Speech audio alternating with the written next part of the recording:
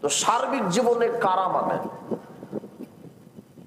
আল্লাহ এবং আল্লাহর নবী সেই নাম বলে যাননি যে এরা হলো, এই দল হলো সার্বিক জীবনে কোরআন মানবে, ওই দল মানবে না।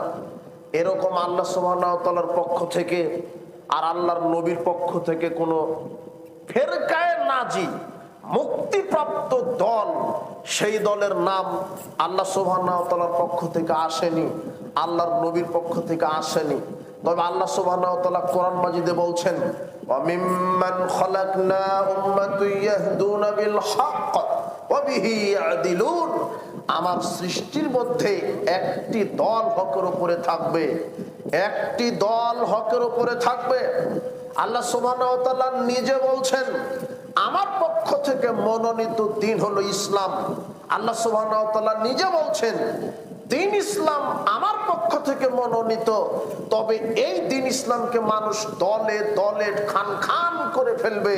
তবে আল্লাহ বলছেন, ইসলামকে যত দলেই বিভক্ত করুক, ওই আল্লাহ আবার বলছেন সূরা আরাফের 181 আয়াতে, আমার সৃষ্টির ভিতরে একটি দল কিয়ামত পর্যন্ত হকের উপরে টিকে থাকবে।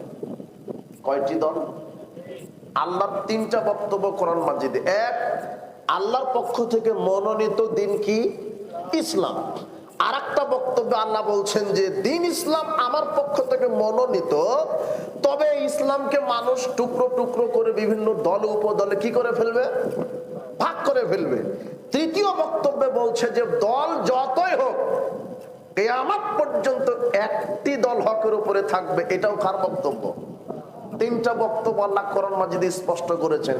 প্রথম আয়াত সূরা ইমরানের 19 আয়াত, দ্বিতীয় আয়াত সূরা আনামের 159 আয়াত, আর তৃতীয় আয়াতে তিনি বলছেন সূরা আরাফের 181 আয়াত, দিন ইসলাম মনোনীত, ইসলামকে ভেঙে টুকরো টুকরো করবে। তৃতীয়ত আল্লাহ বলছেন, দল উপদল ফেরকা যতই হোক, হকের উপরে থাকবে কয়টা দল? একটি।